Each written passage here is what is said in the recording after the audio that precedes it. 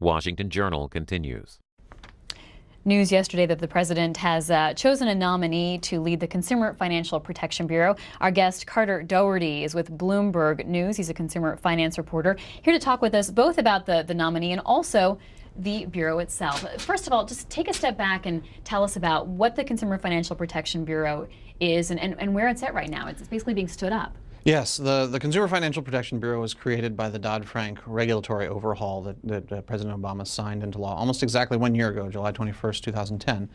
And it consolidated supervision and regulation of banks when it comes to consumer finance, your mortgages, your payday lenders, your credit card, into one agency. And Elizabeth Warren initially developed the idea of this agency in a couple of academic articles, and she was then tapped by President Obama in last fall in September to begin setting the Bureau up. You have a recent profile in Bloomberg Business Week about Elizabeth Warren, talking about how she came up with this idea, and it really was her brainchild. And you and your co-writer talk through her thought process, what she was inspired by. Share with us where she got this idea. Well, Elizabeth Warren has a long track record of working in consumer finance. She worked especially on bankruptcy. She's actually a professor of law from Harvard, and she's worked on bankruptcy law for quite some time.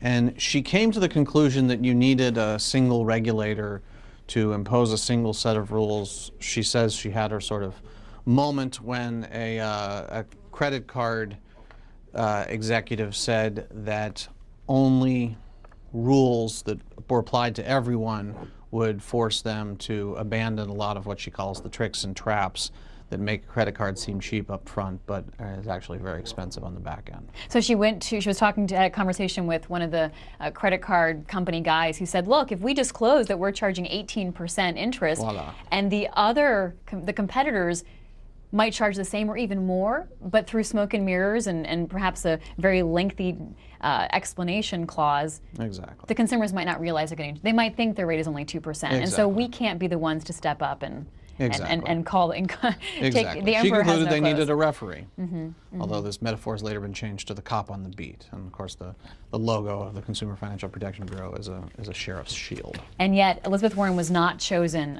to lead this agency after all. Yesterday the president made his formal introduction of the nominee, former Ohio Attorney General Richard Cordray. The news came out over the weekend that this would be the gentleman to lead the agency. Tell us about who he is and what his role has been so far.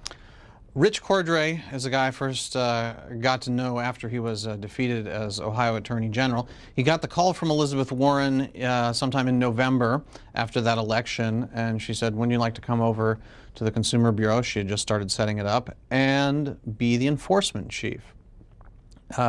He has quite a track record in Ohio. He's sued the largest mortgage servicers in the country. He sued AIG, the insurance company that had to be bailed out during the financial crisis. A couple others.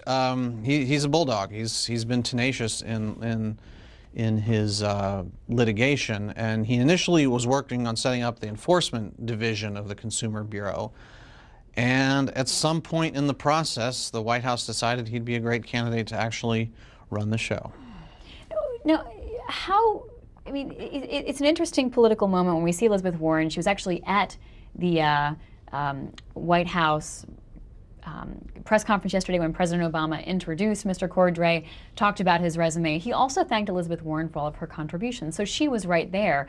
But how has this sort of played out politically? It was seen that her nomination could not pass the Senate given strong Republican resistance. Well, this is still a bit of a mystery exactly why the White House chose this particular route, in part because 44 Senate Republicans have said they won't vote to confirm anyone until there are changes to the structure in the Bureau. So that naturally raises the question, well, if Elizabeth Warren conceived of the idea and was setting it up, why not just nominate her? We don't precisely know the answer to that question. I suspect the White House decided it was, there were some advantage to be gained in trying to get someone confirmed by not nominating Warren.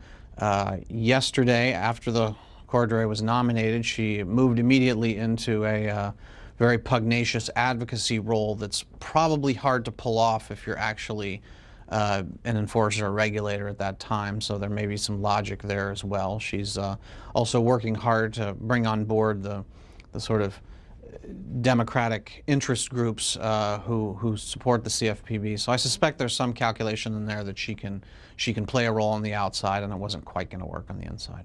Carter Dougherty is with Bloomberg News, where he's a consumer finance reporter. And we're talking about the Consumer Financial Protection Bureau, also the man who's been nominated to be the new head of it. Former Attorney General Richard Cordray would be the first head of this, if indeed he's confirmed by the Senate. And as our guest, Carter Dougherty, just outlined, it's going to be a bit of a battle, because we have this letter here written to the president where 44 Republican senators have signed on and said, we're not going to go forth and approve your nominee unless we see some changes to this body. What do the Republicans want to see change? Well, in particular, they'd like to see it move away from a model. There are a couple different models of the way banking regulators have been created in this country's history. And in the CFPB, they embraced the model of a single director, and the Republicans would like to replace that with a 5-member commission. There are a few other issues with it. Most relate to the funding. They would like to see it subjected to the annual congressional appropriations process. Like other bank regulators, the CFPB has a dedicated funding stream. In this case, it comes from the Federal Reserve. So these are areas which have, in effect, become a proxy fight for, do you support the Consumer Bureau or not? If you tended not to support it during Dodd-Frank, then you want the changes that the Republicans are seeking now, and if you did support it, then you're fighting against it. What would the difference be to have a panel running the show rather than just one head? Well, I can tell you what the fears are of the advocates of the CFPB are. They're namely that a panel, a commission, would get kind of gummed up in the partisan gridlock that has become common at a place like the Federal Election Commission, common more recently at the Consumer Product Safety Commission, that it simply would no longer be a muscular cop on the beat, as Elizabeth Warren likes to say, but a kind of attempt to, a sort of weak attempt to work by committee. Let's hear comments from Senator Mitch McConnell, Minority Leader of Republicans in the Senate, talking about why there is this opposition to a nominee until some changes are made. The president announced his nominee to run the Consumer Financial Protection Bureau. I would remind him that Senate Republicans still aren't interested in improving anyone to the position until the president agrees to make this massive new government bureaucracy more accountable and transparent to the American people. Back on May the 5th of this year, 44 Republican senators signed a letter to the president stating, quote, "We will not support the consideration of any nominee, regardless of party affiliation, to be the CFPB director until the structure of the Consumer Financial Protection Bureau is reformed." And we've been very clear about what these reforms would need to look like. Republicans have voiced our serious concerns over the creation of the CFPB because it represents a government-driven solution to a problem government helped create. We have no doubt that without proper oversight, the CFPB will only multiply the kind of countless burdensome regulations that are holding our economy back right now, and that it will have countless unintended consequences for individuals and small businesses that constrict credit, stifle growth, and destroy jobs. Senate Minority Leader Mitch McConnell speaking on the Senate floor. Our guest, Carter Dougherty, is a consumer finance reporter with Bloomberg News. Here are the numbers to call if you'd like to join the conversation. If you're a Democrat, 202-624-1111. If you're a Republican, 202-624-1115. And independent callers, 202-624-0760. Let's go to Hartford, North Carolina, where Beverly is on our Democrats line. Welcome. Hi, this is Hartford. Oh, Hartford, excuse me. Welcome. Yes. I agree that we need this. I had to call the Consumer Protection Agency in North Carolina at least 3 times for help, and they helped me tremendously. I don't know what's wrong with the Republican Party. They don't want to help anyone that doesn't make a lot of money. But I really am concerned about why Elizabeth Warren wasn't chosen. That was her baby. And I wanted to know if President Obama could choose another person, then why didn't he choose her? Just come out and make a presidential whatever he did. Why couldn't he do that? Thank you. Very interesting comments. I should say that, first of all, you're not alone in saying that you have talked to your state regulators, your state banking people. This is a common refrain I hear. I've traveled a bit in covering this, and state agencies, banking commissioners, attorneys general have often been some of the first stops that people make in trying to deal with their problems. As to exactly why he didn't nominate Elizabeth Warren, well, I think there was some calculation in the White House that perhaps it was better to have her on the outside working on behalf of the Consumer Bureau than on the inside. I suppose time will tell. And I will tell you, she is somebody who I think it's fair to say is most naturally at ease and working on behalf of the causes she believes in when she's kind of unleashed from official duties. And so it may turn out to be that having her on the outside is better than having her inside. There's some speculation she may run for the Senate in Massachusetts. She does plan to go back to Harvard, and the seat that Scott Brown now holds will be up soon. Yeah.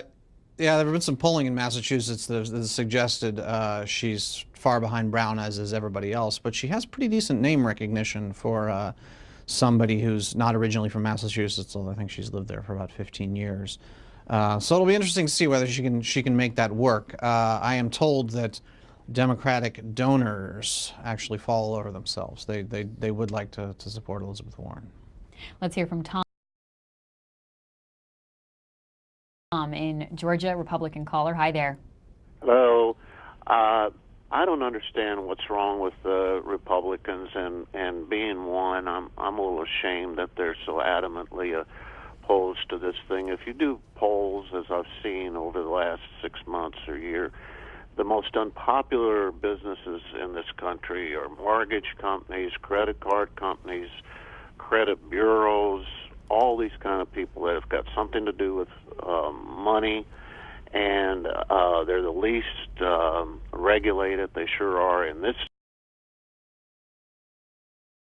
state. They get away with murder, and although at least we did get rid of payday lenders, but I'm going to contact our Republican senators maybe today and urge them to forget this and let it go through, and let's see how it works out. That's all. Thanks, Tom, for your call. Interesting insight. I certainly wouldn't disagree with you that in general, you didn't say the words, but Wall Street right now is probably less popular than your average used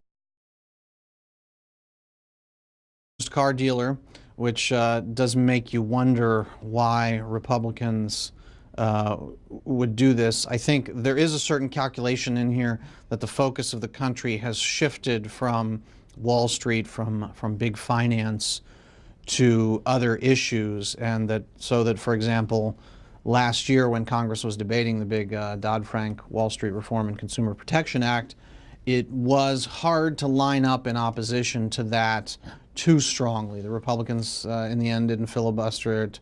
They had to let it through. Now perhaps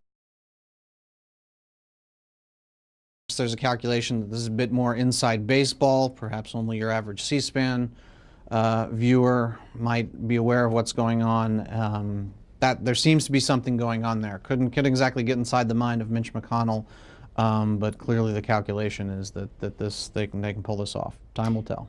Our guest, Carter Dougherty with Bloomberg News, wrote this story yesterday. Obama vows to fight weakening of Dodd-Frank. President Obama said he would push back against Republican attempts to alter the Dodd-Frank regulatory overhaul, in particular the Consumer Financial Protection Bureau, and the president made those remarks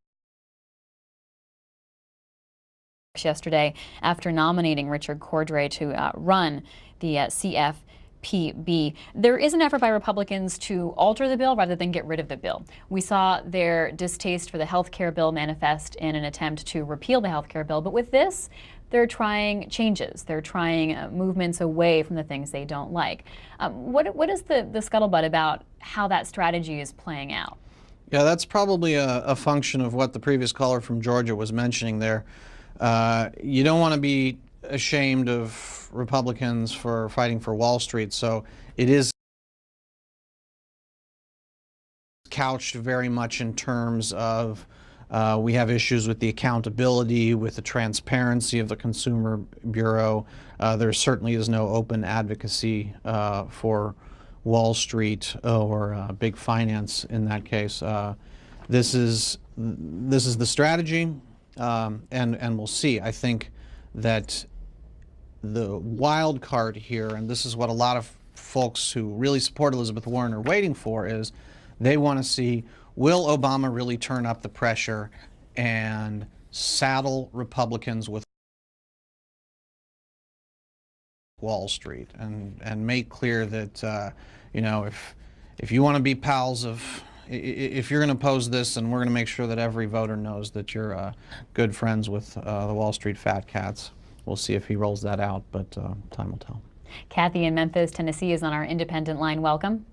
Thank you. I have two comments. I believe Elizabeth Warren was not nominated because if you look at really everything that President Obama's put into place, he's really a Republican, not a Democrat at all, across the board.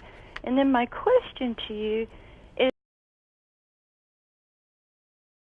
I don't understand. I mortgaged my home for 20 years at 4%, but when you do the math, I'm paying twice for my home.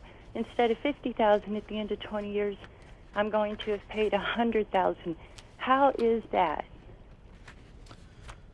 I suppose we could call that the magic of compound interest. Sometimes that works for you, sometimes that works against. I don't know if you're a member of a pension fund or if you have a 401k, but if you're part of one of those kinds of setups, you're actually enjoying this in reverse, right?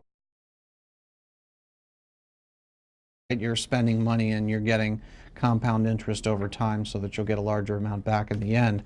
With your mortgage, unfortunately, it works in the reverse. You invariably pay, I do the same thing, much more than you initially borrowed. But the beauty of it is if you arrange it right, and that's a big if, admittedly, for some people, you can have a very comfortable monthly payment that will allow you in the end to own your home. But you are in the process of building up what's called equity in your home, which is to say that's the share of your home that you yourself own. Our guest, Carter Dougherty, recently co-authored a piece with Drake Bennett in Bloomberg Businessweek about Elizabeth Warren. The front page here says, banks don't trust her, Republicans won't confirm her, yet Elizabeth Warren has already won her battle to remake how America borrows. Give us some examples of things that are changing now that the Consumer Financial Protection Bureau is being stood up. How will the average American see it in their lives? Is it in terms of credit card explanations being clearer? Talk us through some of the examples. Well, as with any government agency, it's a challenge to get it up and moving quickly. Warren, you got to give her credit for having the energy to really whip this thing into shape. I would, broadly speaking, there are three things here you should be on the lookout for. One is that beginning on July 21st, and that's Thursday, folks, there will be a consumer complaint hotline that will be set up for the Consumer Bureau, and that's initially going to take complaints that you've got about credit cards. You can learn more about that at the website. It's consumerfinance.gov. And the two other initiatives that Elizabeth Warren has kicked off. One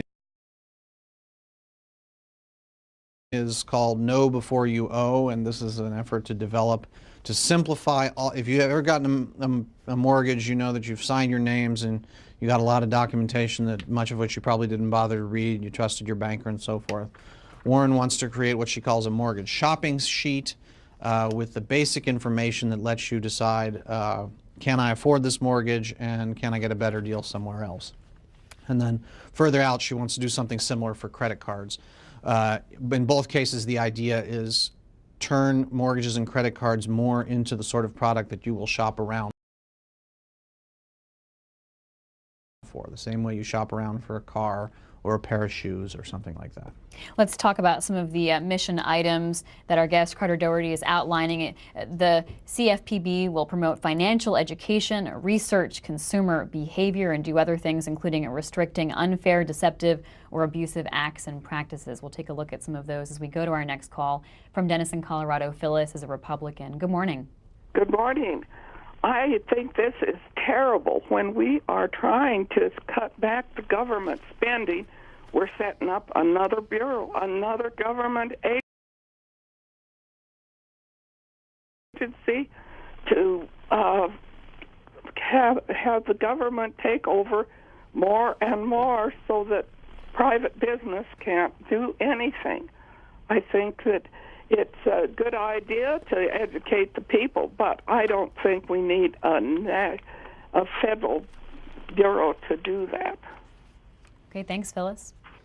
Thanks, Phyllis. You might be interested to know, and this is obviously a matter of philosophy in the end, but the Consumer Bureau gets its money from the Federal Reserve. The Federal Reserve, in turn, gets its money through the normal operations that it conducts in lending money to banks. The result is that, strictly speaking, it's not actually funded by taxpayer dollars. Now, this is money that would not otherwise go into the Treasury, so I suppose you could consider that this is money being spent for reasons you might not approve of. But it's about, in the end, the budget will max out at about $500 million. That is, relatively speaking, a drop in the bucket for the feds. Of course, every little bit counts, so I can certainly understand why you might take that position. Len is a Democrat in Cleveland. Hi, Len. Yes, good morning. Good morning. Mr. Dougherty and C-SPAN. Good morning. As you just mentioned, it's only a small drop in the bucket, but and every little bit counts. The new Consumer Protection Bureau, don't you think maybe they should take a little bit of a look within the consumer protection from the federal government spending? That is my question. I'll take it online. I can tell you in a couple of ways the Consumer Bureau is being careful with the money, and I should have added that it'll sort of ramp up, so it's not spending all that money up front. I did have a conversation once with the chief operating officer. They're being very careful to make sure that they don't, their goal is not to build large monuments, build buildings and have a lot of office space and stuff. They're trying to create a light footprint, use a lot of digital technology to minimize the expenses. So that's certainly something they're aware of. Calvin, Republican in Plantation, Florida. How does this sound to you, Calvin? Good morning, and thanks for taking my call. Regarding an earlier caller who suggested that President Obama was in fact a Republican, I would appreciate that comment if I had a lower IQ. What would be more correct to say is that President Lincoln would certainly not be a Republican today if he saw what was being done in the name of the Republican Party by Mitch McConnell, both on the issue of taxes and now on the issue of Consumer Protection, the Consumer Protection Bureau. As I understand it, all that the Bureau is now doing is consolidating the various bureaus that existed for dealing with various sectors of the economy. One for banking, one for some other sector, etc. And the objection to it is simply, in my view, that people like Mitch McConnell are there to support big business, whether it's Fox News, Murdoch, or whatever. That's where he thinks his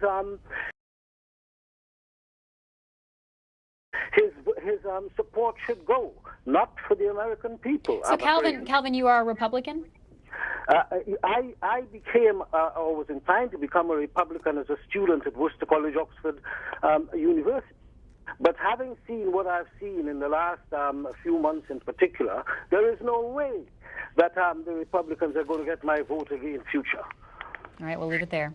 I'll just throw something out here for you, Calvin. It sounds like you've got some interesting things to say there. What you said about the Consumer Bureau consolidating the various powers of the federal government in one place, that's about 80%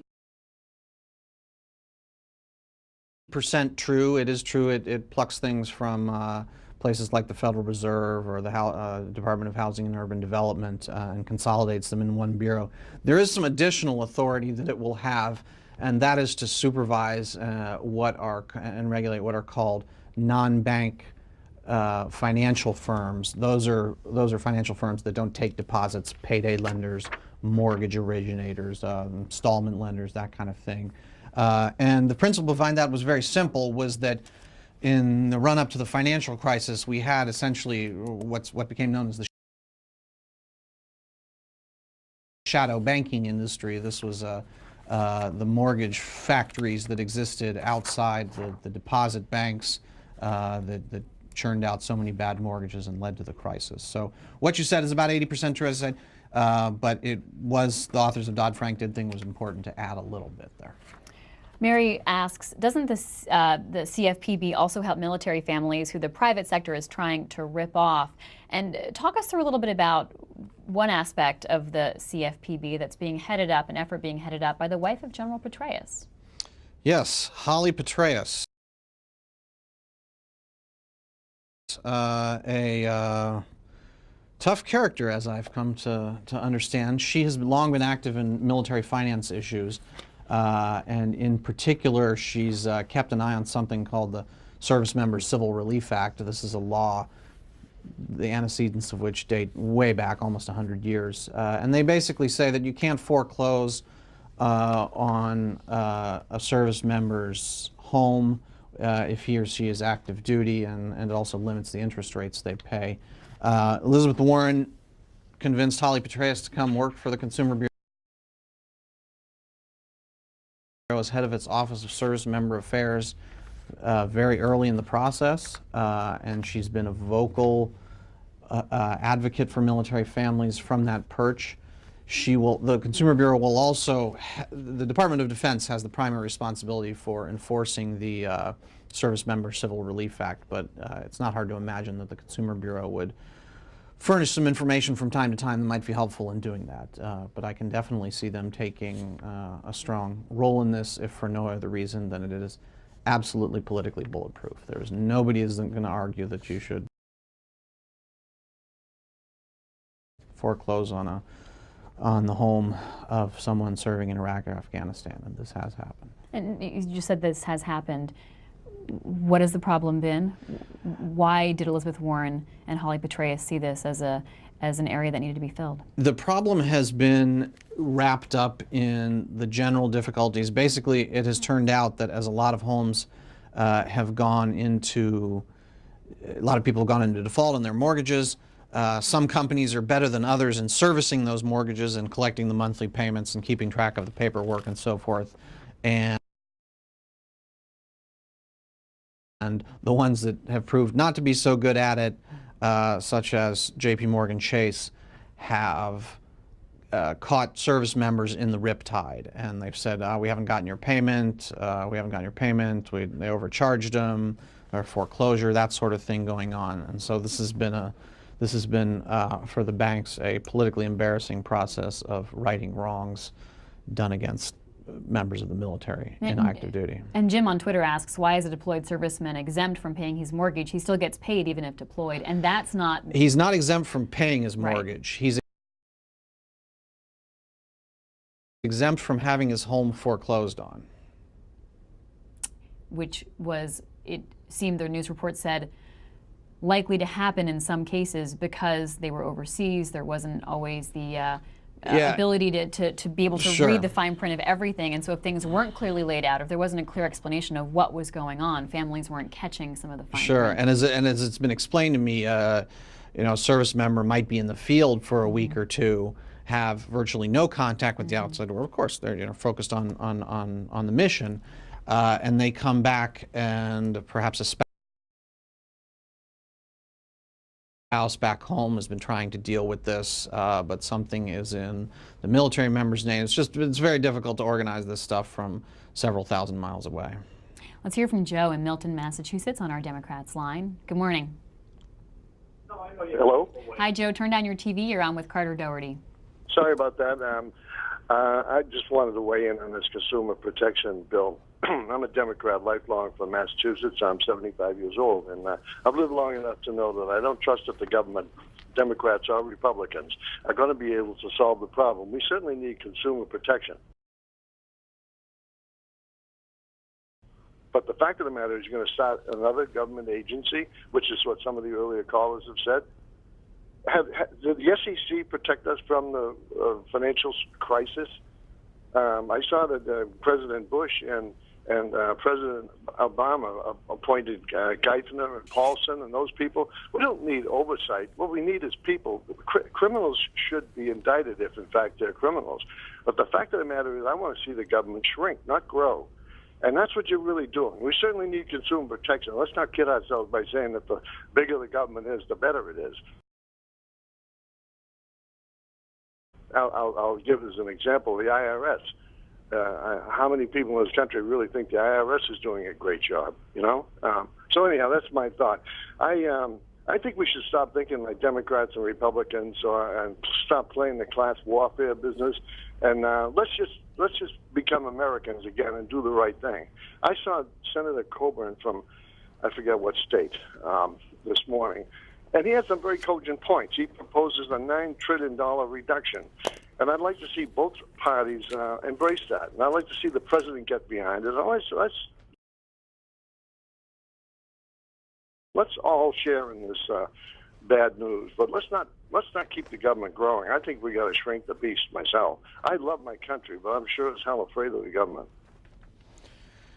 Interesting points you make, Joe. I would only throw out there that the advocates of the Consumer Bureau, their point has simply been what the previous caller made, is that most of what's being done here is a consolidation of existing authorities. So the net new creation of bureaucracy is perhaps not as great as some might fear. And we'll see how that shapes up. But for the moment, it's a fairly lean operation. 400 people, something like that. And he mentioned Senator Coburn, Republican of Oklahoma. He put forth this package yesterday that would effectively take $9 trillion in budget savings over the next decade through cuts and tax reform.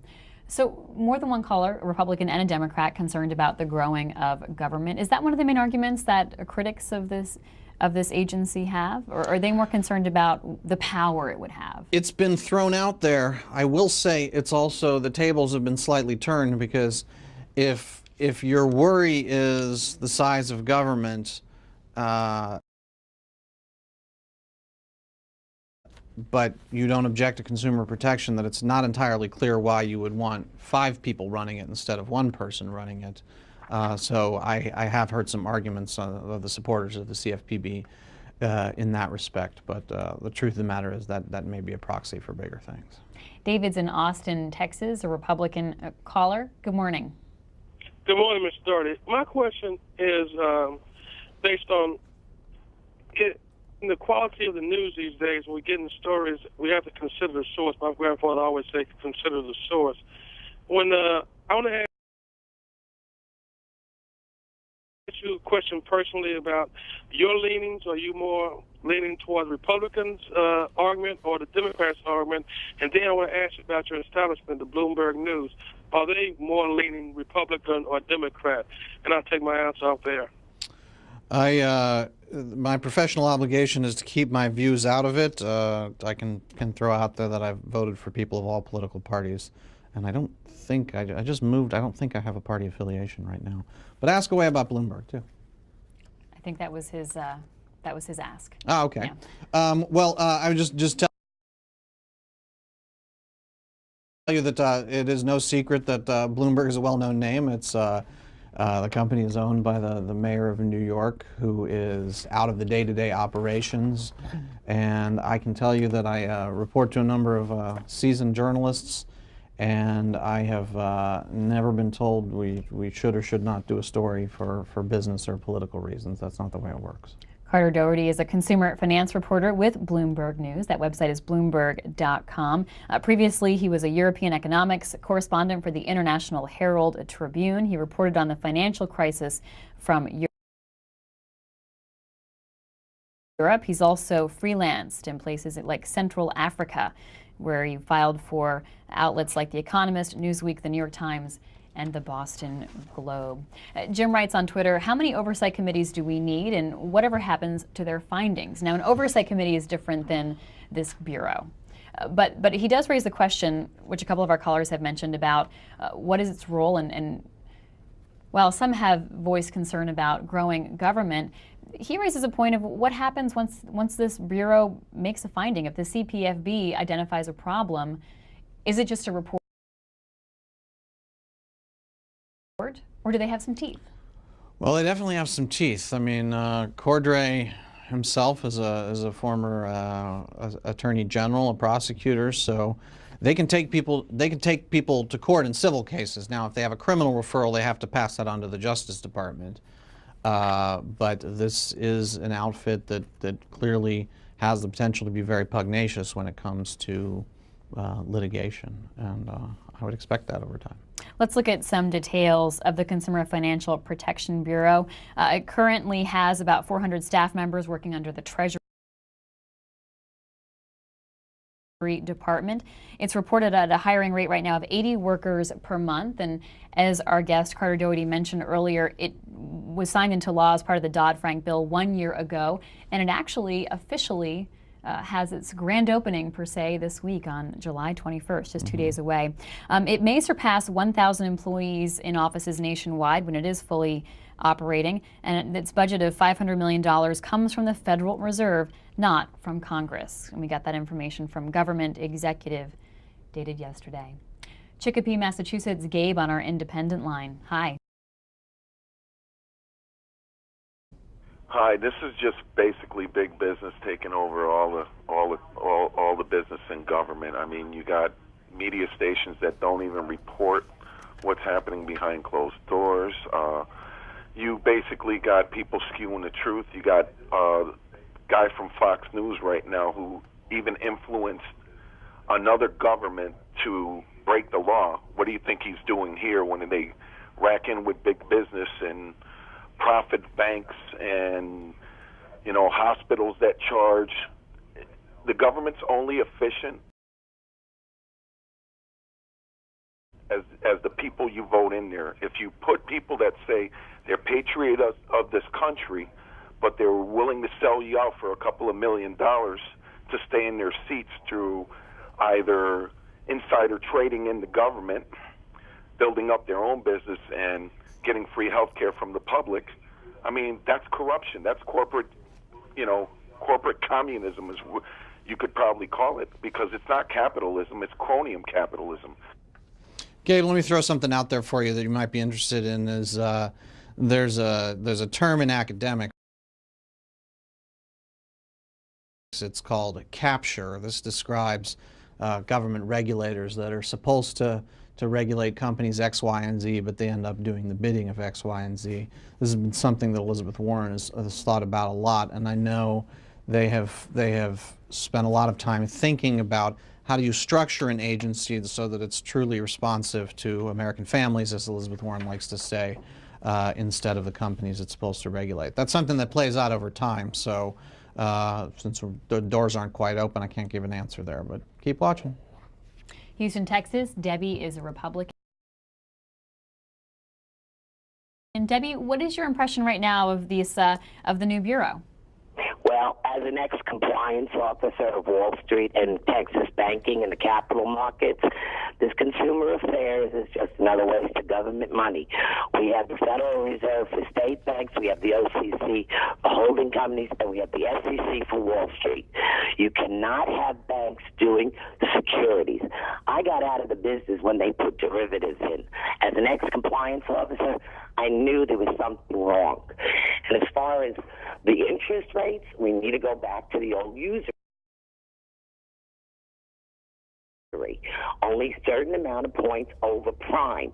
When we've allowed all these financial institutions to charge whatever they want, however they want, that's when the banks overstepped their bounds as banks and became financial advisors and investors.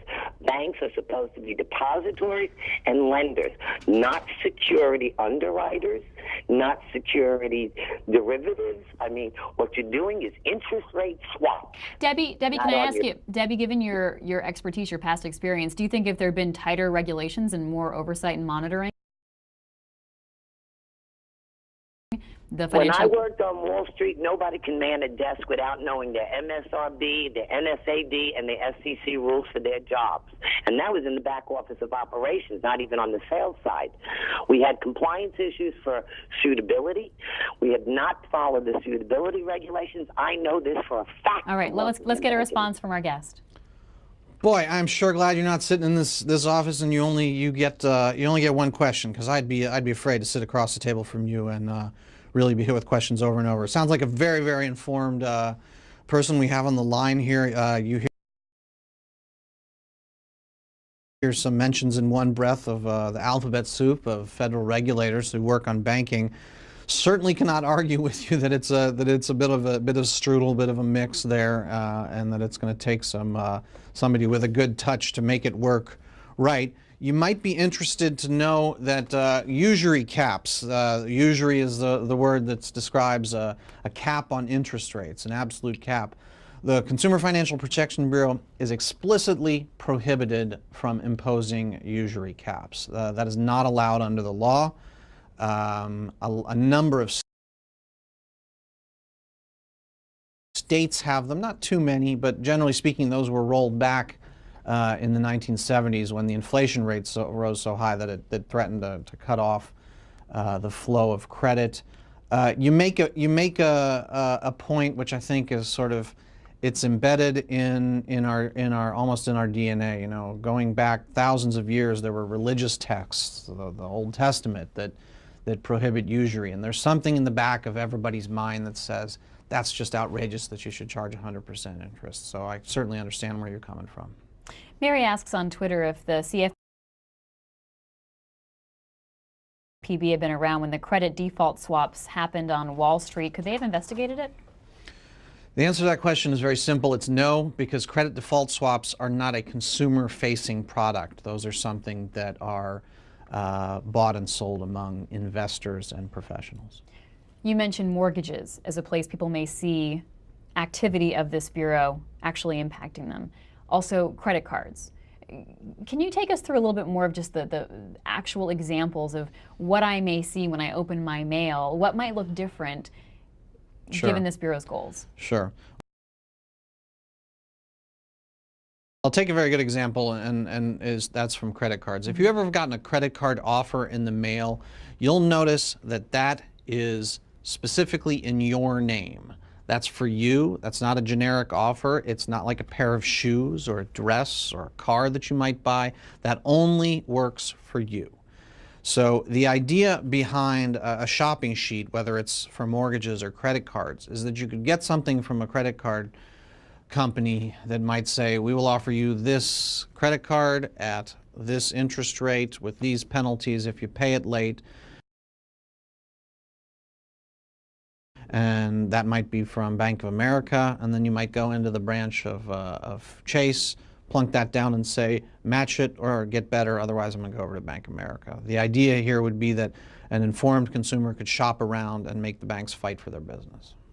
And Suzanne Wyatt writes, do you think it's fair that banks charge excessive fees for overdrafts? An example, Citibank charges $6 a day for every day an account is over. And while you may not want to personally weigh in on your opinion of that, is that the kind of thing that will be tackled by this? Well, let me tell you this. The FDIC, the Federal Deposit Insurance Corporation, does not think this is a good thing that there are fees for overdraft. And before the CFPB ever even swung into action, Sheila Bair, the recently departed chairwoman of the FDIC, was a very, very strong proponent of tough rules for the banks on overdraft. And those, I believe, kicked in at the beginning of this month. so that chronic users of overdrafts the idea that will be guided to cheaper forms of credit. But there's no question that what you're describing is a source of much outrage among consumers. The most notorious example of this is say, for example, a $40 fee if you overdraw your account by swiping your card. So you go to Starbucks, you buy a cup of coffee, you think it costs $2, but when you overdraw, it ends up costing you about $40. Roger in Winfield, Alabama is a Democratic caller. Good morning, Roger. Good morning. Thanks for taking my call. Thanks for calling in. Go right ahead. Well, I noticed that when I get my credit card offer, a few months later, they go up on the interest rate every time, and it seems like when one goes up, the others go up too. So I don't know if we're free of monopolies or not, but just for a quick list, useful jobs are gone, fair wages are gone. Like my wife is making $4 less an hour than she did in 2004. The vacations are gone because everybody's on temporary work now. You don't have benefits. Free trade from monopolies. If we don't have something, I don't know if this is the answer, but we need something to keep the banks in line, because as one individual, I can't do anything. As a lot of individuals or an agency protecting a lot of individuals, we can do something. Here in Alabama, we've lost our commission over the utilities and so forth, and the utilities have all gone up about double. It just seems like little bit by little bit we're getting shipped away. And then we had the home situation where a lot of people are losing their homes, but the banks are renting them back to them. Now we're talking about cutting Medicare and protection from old age. I think Roosevelt's Democratic dream is over. Pungently put. Let me just throw out one thing for you, Roger, which is that if you're worried about interest rates going up, be sure to keep an eye on whether that rate is an adjustable rate or a fixed one. Mortgages can typically come in fixed rates. Credit cards, frequently that is the fine print, that this might kick upwards on short notice. So we'll see if that changes with the CFPB. On Twitter, Jim at the Lake writes, I suggest that if you don't spend more than you have, you'll never encounter an overdraft fee. What is the argument for personal responsibility in all of this? Where does the work of the Consumer Financial Protection Bureau end and personal responsibility begin? There's certainly a strong component of personal responsibility. I have heard Elizabeth Warren talk about that, echo that, a conservative theme, if you will, that she's hit any number of times. I think there are a couple things to bear in mind here, just from our daily lives. One is that there really isn't anybody in this country, or barely anybody, who doesn't operate with the benefit of the consumer credit markets. And that's not just whether you have a mortgage. It's whether you have a credit card, and even a credit card that you don't let it roll over, where you pay off the balance every month. You're still being lent money temporarily. And I can guarantee you that if even if you don't have a mortgage or use a credit card, somebody you work for relies on credit. So on some level, there's always going to be a role for debt in our society now. So the question is, how do you deal with that? And Elizabeth Warren's argument has been that she has complete confidence in the ability of the American people to make the choices that are right for them, if they can get rid of the fine print and understand exactly what's being offered. Charles, Independent Line in Miami, welcome. Hi, good morning. Good morning. I love C-SPAN, let me tell you that, okay, first of all. But this is, with this situation, it kind of concerned me when I found out that President Obama kind of sort of capitulated on Elizabeth Warren as the first choice. And Charles, why would you have liked to have seen her as the head of the Bureau, and what do you think it means that the President chose somebody else? Well, I think it means that the actual architect, the person who thought up everything, isn't going to be representing the people. And, of course, the Republicans are trying their very best to hold us back. I believe It's really not about his policies, his issues. It's just that they don't want to have a black president.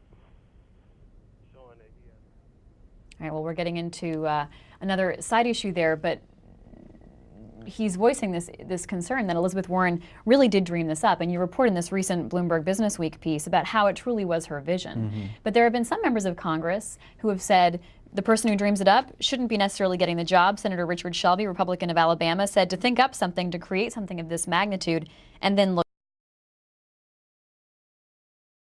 to be the head of it, I wouldn't do that. So he's saying, don't create your own job.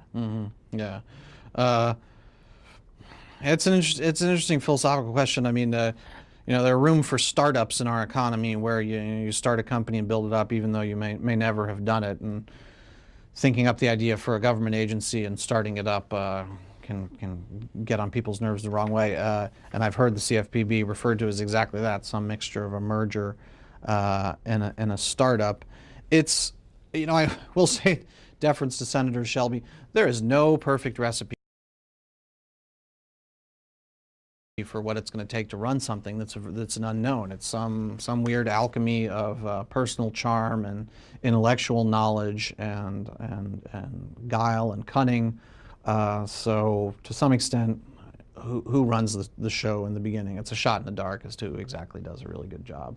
Don't forget, Franklin Roosevelt hired Joe Kennedy on the presumption that since he'd been a Wall Street speculator, he would make a great head of the SEC to catch speculator. He would make a great head of the SEC to catch Wall Street speculators. So it takes all kinds. What is it going to take for this bureau to be considered successful within a year's time? Does it need to get its head, its nominee confirmed? Does it have some bars it wants to hit that the Obama administration will say, yes, this is a success now? Yeah, I think definitely getting a nominee confirmed would be a start. That's definitely a defined goal of the Obama administration. Beyond that, you know, I think an unspoken goal in my conversations with them is to make sure that there aren't repeated assaults on the agency in an attempt to repeal it, in an attempt to send us back to where we were before Dodd-Frank. Carter Dougherty, consumer finance reporter at Bloomberg News, thank you so much for being here this morning. My pleasure.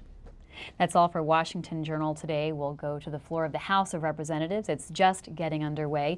We will be watching today the vote on the Cut, Cap, and Balance Republican-led bill. And we also have other events going on. For example, on C-SPAN 3, we're looking at the Rupert